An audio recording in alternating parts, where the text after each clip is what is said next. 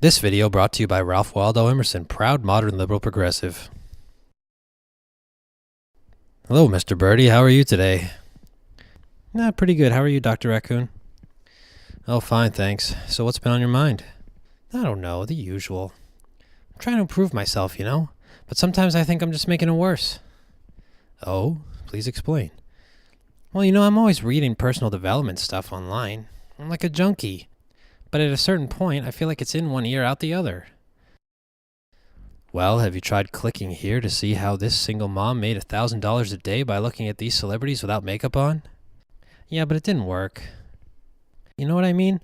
One minute I'm learning about taking cold showers at 3 a.m., and I'm looking at how to impress girls by 3D printing a 6'4" version of myself, and the next I'm looking at how to increase testosterone by dunking your head into a tank of live king crabs.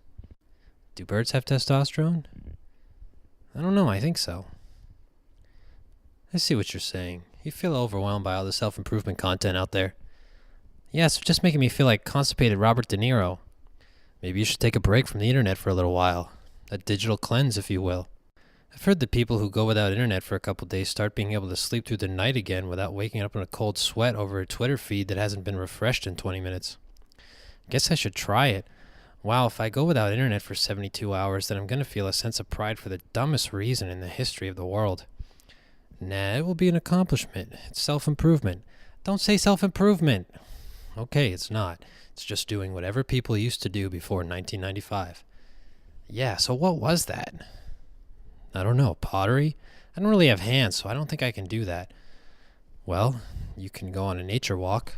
I'm sick of nature. I'm a bird. I just want to get away and go to the city. Okay, well, what are you going to do? Try to approach girls, I guess. Don't you need more self-improvement before you do that?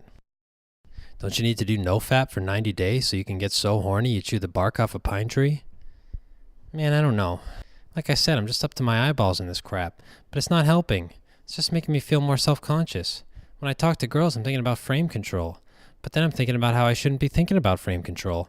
And then I'm thinking about how I should have stopped watching porn 4 years ago because it's decreasing my dopamine receptor, making it so I might get ED. Can birds get ED? Yeah. Well, if you do, I'll try to get you a Viagra. I accidentally ate one from a trash can once, and let's just say I couldn't go to any pool parties for 2 weeks. Okay, so what's a good opener these days? How about, hey baby, do you want to make America great again in my mom's basement? How about I plant a whoopee cushion on her chair and get her to sit on it? Yeah, that'd probably be good. After the gag is over, she knows you own a whoopee cushion, which increases your sexual marketplace value a lot. Yeah, exactly. But what is really going on when it comes to self-improvement? Self-improvement culture really could be called make yourself more self-conscious culture. There's the experiencing self and the observing self. There's this split in our consciousness. The observing self is primarily conscious and the experiencing self is primarily subconscious. We feed our intellects with self-improvement information, and then we want to utilize it right away. But it has to be integrated at the subconscious level by application for the change to be made at the experiential level.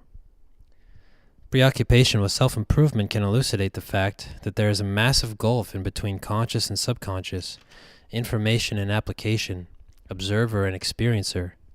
And self-improvement culture influence can widen this rift by making us more self-conscious about how we are versus how we would like to be.